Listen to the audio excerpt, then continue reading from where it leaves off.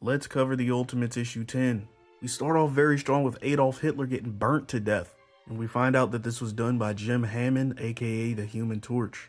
This is relevant because the Ultimates are in a militia town that's occupied by a group known as the Red Skulls. This is also the place where the Grand Skull, the leader of the Red Skulls, resides. But as they're about to infiltrate the base, we find out that Tony is still alive. You see, back in issue 6, he got crushed by Hulk and seemingly died in the hands of She-Hulk. But back in issue 8, we found out that Doom was able to keep him alive. And in issue 9, he woke up. And so to distract himself from surgery, he wants to know what the Ultimates are up to. So he watches them infiltrate the Red Skull compound, where they finally make it to the main facility. And when they enter, they see their main target, Namor the Submariner. Also the Grand Skull and his lackeys, who proceeds to tell us what happened to Namor.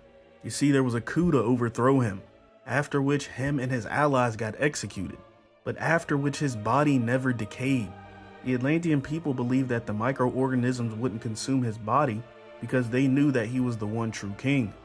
The Grand Skull then proceeds to say that having him hung up here is great for recruitment, but the Ultimates get straight to action, taking down the Red Skulls.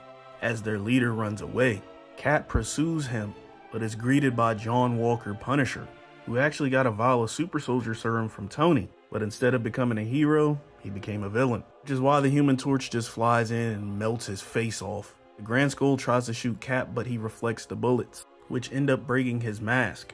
At this point, he's given up. He says he's a symbol just like Cap and there will be another in his place. But then he says something that sends a chill down Cap's spine. He says, "It was good to see you, Steve," as he disappears.